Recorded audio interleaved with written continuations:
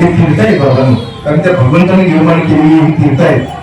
पण या तीर्थामध्ये 108 असे मुख्य तीर्थ आहेत आणि हे सगळे तीर्थ जर आपण जर फिरायचा विचार केला, तुम्ही माझ्या समोर मी आज 50 वर्षाचा झाला आलो, तुम्ही कोणी 40 असेल, कोणी 50 असेल, पण काय अर्थच उरत नाही.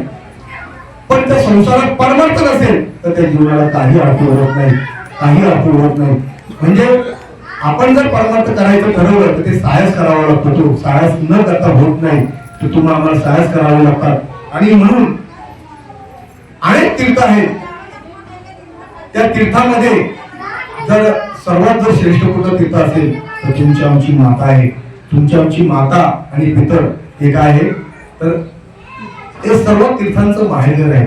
तर गेलं तर 5 आणि आपल्या शास्त्रांनी आया सांगितलेल्या आहेत. एक राजपत्नी, गुरुपत्नी, मित्र पत्नी तथैवच, आणि पत्नी माता, स्व माता आणि पितरे, माता पितरे असे म्हणजे किती आहेत तर आपली गुरुपत्नी, राजमाता, मित्राची पत्नी, आपली स्वमाता आणि आपली जी आपली पत्नी आहे तिची आणि आया सांगितलेली आहे.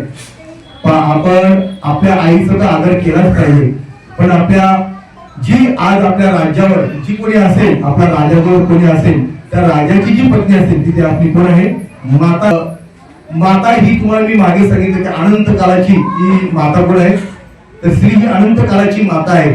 आणि अशा 5 पत्न्या शास्त्रांनी सांगितल्या. माता पितांच्या सेवा करण्यासाठी आणि साक्षात पुंडलिकासाठी आणि परमात्मा आला की फक्त पुंडलिकासाठी, आणि भगवंत त्या गोकुळावरून येता झाला, पुंडलिकाच्या भावार्थ गोकुळावरून झाला येता असा त्या पुंडलिकाच्या भावार्थ.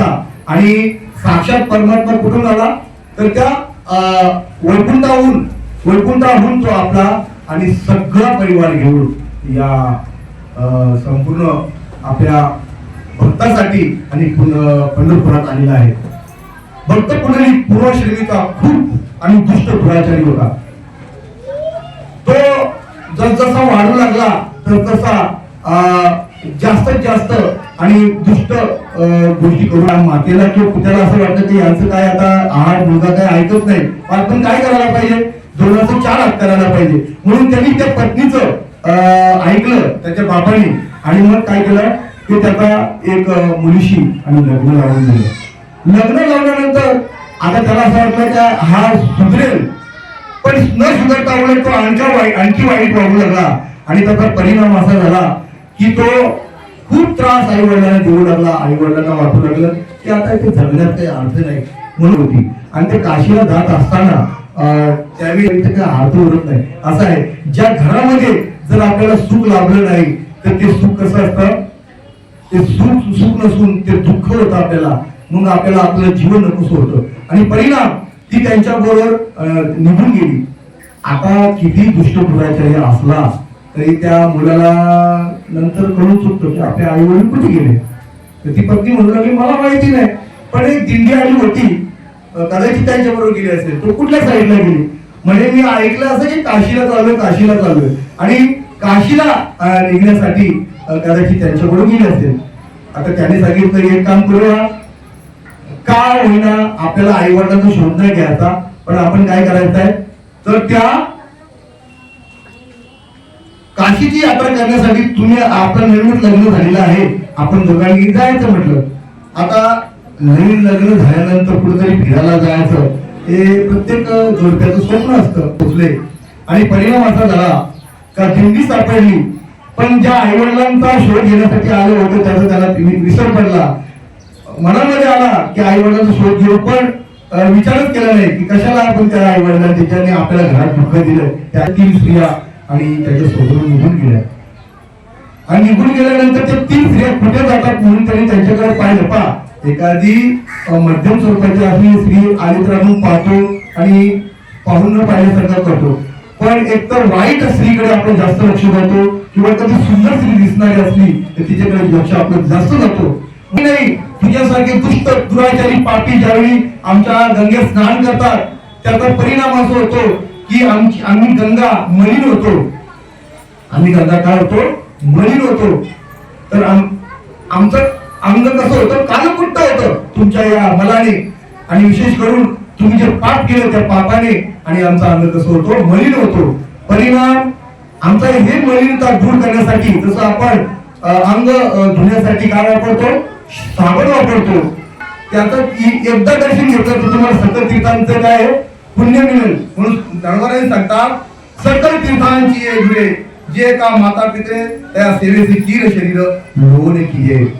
असे ज्ञानोबा वारंवार का सांगतात माता पितांचं. तर स्वतःच्या माऊलीने सुद्धा आपल्या ज्ञानोबारायांचं जीवन घडवण्यासाठी, आणि त्यांना लांछन लागलेलं होतं, कारण का विठ्ठलपंत हे संसारात उद्विग्न झालेले होते लग्ना अगोदर, आणि त्यांनी काय केला, त्याला त्यांचं संसारात मन लागेना, पण आई वडिलांच्या इच्छा कोणीही जाता येत नाही, त्याचं लग्न लावून दिलं, पण संसारात मन रमेना. आणि मग परिणाम असा झाला की विठ्ठलपंत आणि रखुमाई माता याचं संसारात मन, तिचा त्यांचा म्हणजे विठ्ठलपंताचं मन लागेना, त्यांना रोज ती चिंता वाटू लागली की त्यांचं मन लागत नाही. एक दिवशी शेवटी ते निघून गेले. त्यांनी कशी तरी आपल्या पत्नीची आणि आज्ञा मागितली. एक दिवशी तिने रोज उठायचं, सांगायचं मला आज्ञा दे. ती सांगायचं, अहो असं कसं काय तुम्ही करू शकता, असं कसं काय करू शकता, आपला आताच पुढे संसार आणि उभं राहिलं, आणि या स्थितीमध्ये तुम्ही संसाराच्या विरक्तीची गोष्ट तुम्ही मागणी करता, हे बरोबर नाही. कारण का तो छोट्या भावाला किंवा मोठ्या भावाला म्हणू लागला की पहा, तू किती गरीब आहेस आणि मी किती श्रीमंत आहे.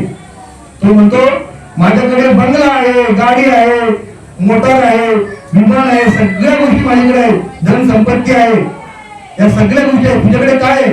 तर तो सांगतो, माझ्याकडे एकच आहे, माझी आई आहे माझ्याकडे. तिथून तुम्ही अनेक असं जगाचे आणि सुख मिळवले, पण आज आणि आपण काय संपत्तीने त्याच्यापेक्षा कितीतरी मागे आहे.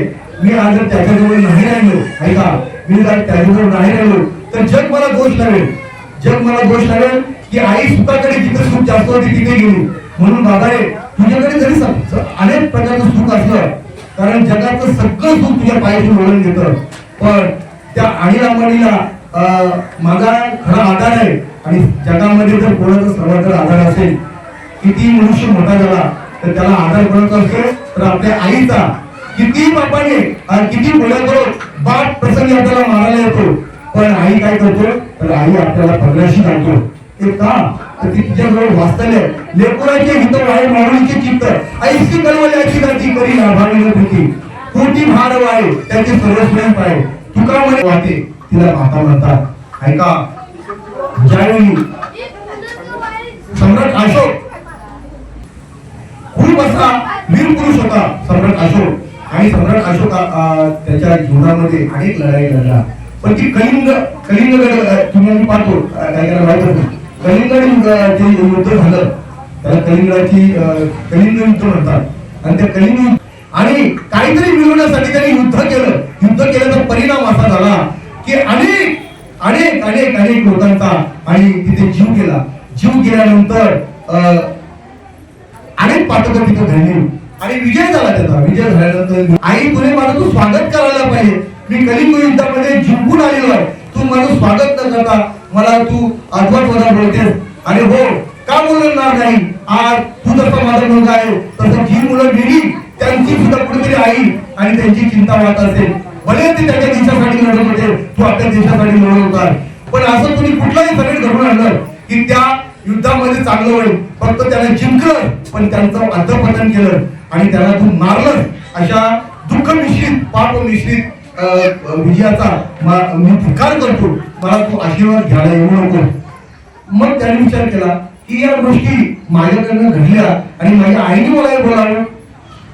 आज संपूर्ण जग माझा आनंद उत्सव करतो, पण माझी आई ही मला आज शाप देते.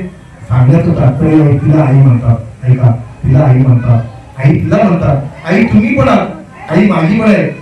आपल्याला माहिती असते